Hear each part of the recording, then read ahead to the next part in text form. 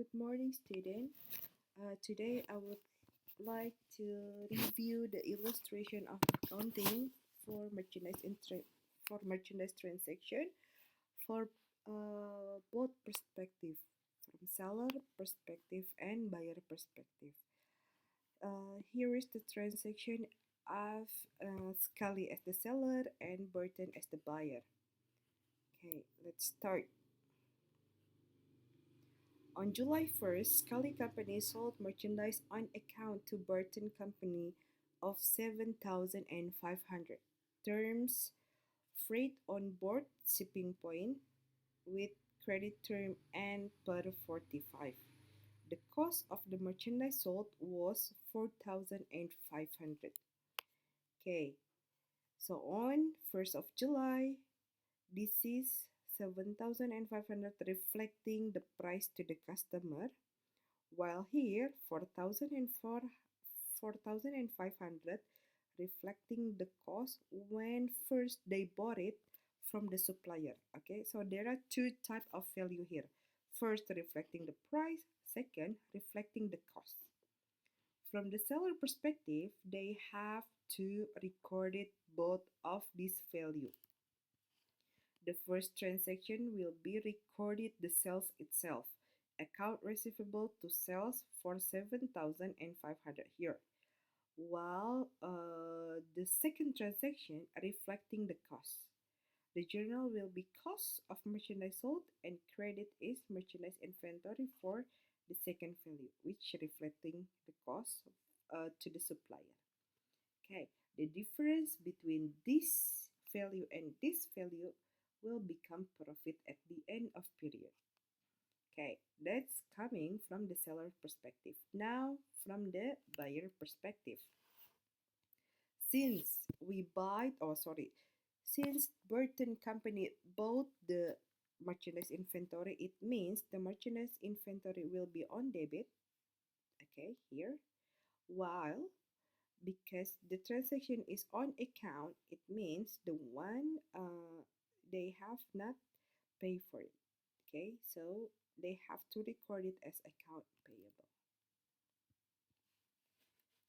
Okay, July 2nd, Burton Company paid the transportation charges of 150 on July purchase from Scully Company. So the one who have to pay for the transportation charges is the buyer, not the seller. Meaning seller has not recorded anything because the one that has to pay is Burton. So no entry for seller, while from Burton Company, they have to record it as merchandise inventory. Why not transportation charges? Because in Perpetual System, all of the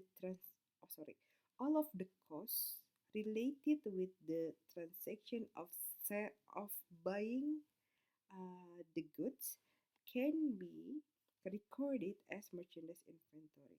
So the transportation charges of 150 will be adding as the value of merchandise inventory. Yeah. Okay, now July 5th, Scully Company sold merchandise on account to Burton Company for $5,000. Term is freight on board, shipping point, and per 30, and the cost of the merchandise sold was 3,500. It's almost the same with the previous question. There are two journals that's supposed to be recorded by Scully. First, account receivable to sales, and second, cost of merchandise sold to merchandise inventory. First transaction reflecting the price to the customer. Second transaction is reflecting the cost. So it is now on the question.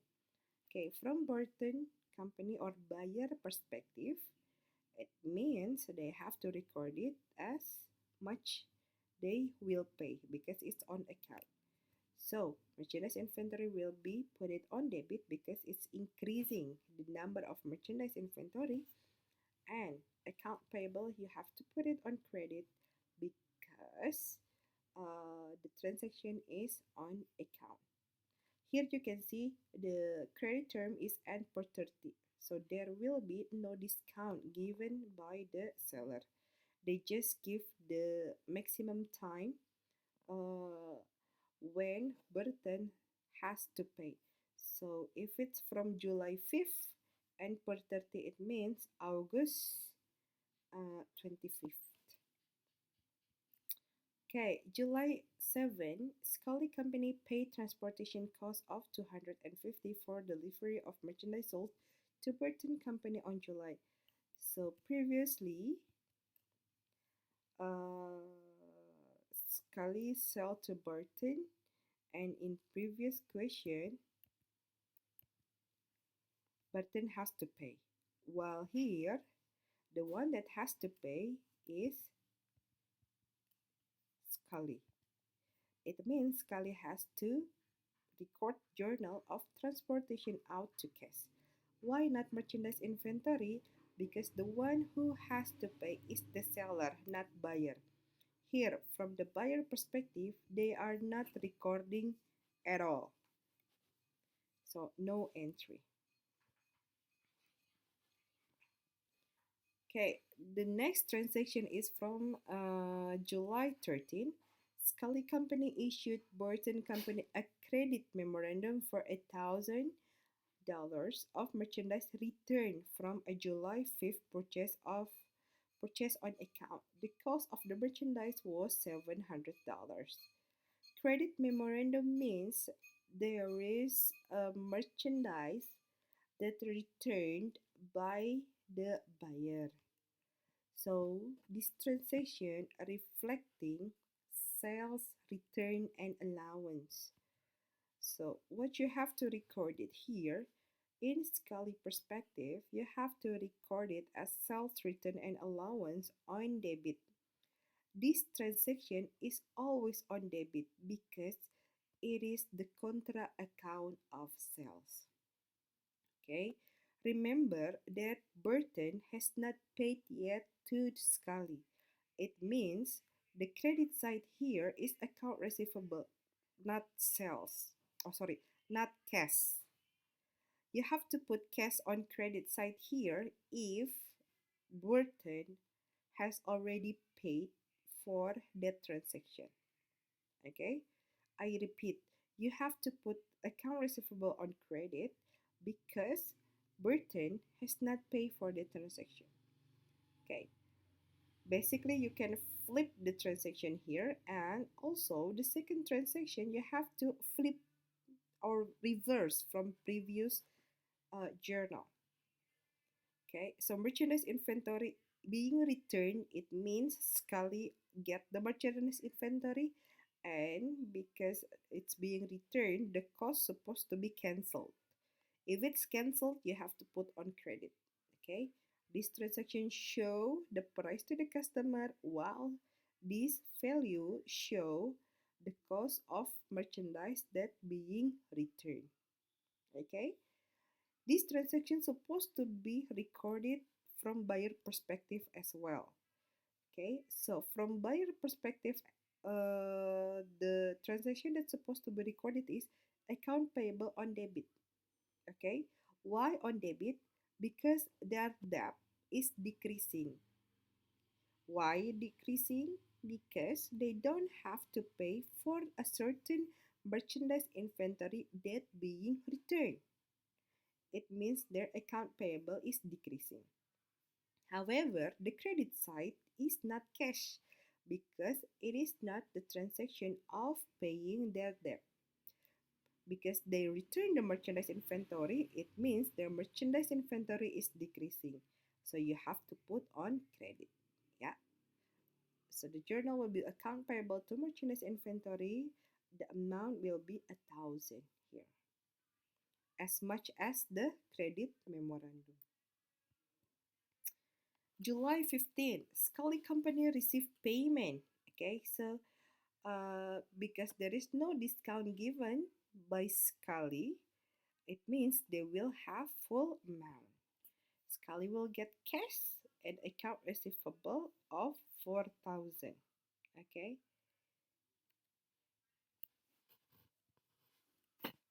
from Burton perspective, the journal that they have to pay. They have to record is account payable on debit and cash on credit, amounting 4,000. July 18, Scully Company sold merchandise on account again to Burton Company of $12,000. The term is FOB shipping point to per ton and per iom or end of month. Scully prepaid transportation cost of 500 which were added to the invoice. It means the one that has to pay is Burton. Okay. The cost of the merchandise sold was 7,200. Okay, now Scully has to record two type of transaction. First, reflecting the sales itself. Account receivable to sales of 12,000 amounting the number of value. Okay, sorry, the value of the goods reflecting the price to the customer. Here, account receivable to cash for 500. Why account receivable here? This transaction reflecting the transportation cost. They have to put as account receivable because this cost will be paid by Burton.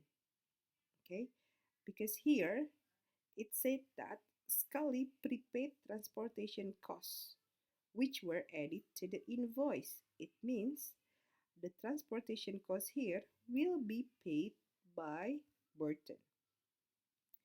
Remember, in Perpetual, you can put the amount of transportation cost here as merchandise inventory.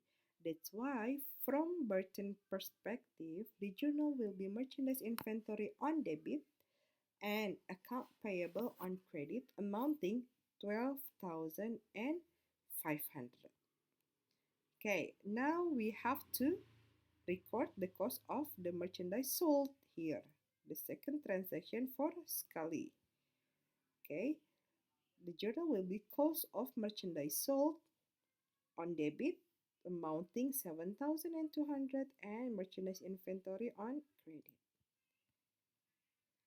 Okay, now July 28th, Scully Company received payment from Burton Company for purchase of July 18, less discount 2% multiplied by 12,000.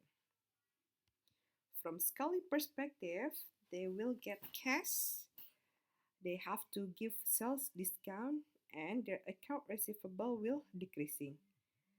So the easiest way to do it is you have to put account receivable in full amount, 12,500.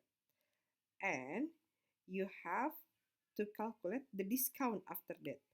2% multiply by 12,000. Okay, you have to keep in mind the 2% here is multiplied by 12,000, not 12,500. Why 12,000? Because the transportation of 500 is not giving, Scully will not give discount for the transportation.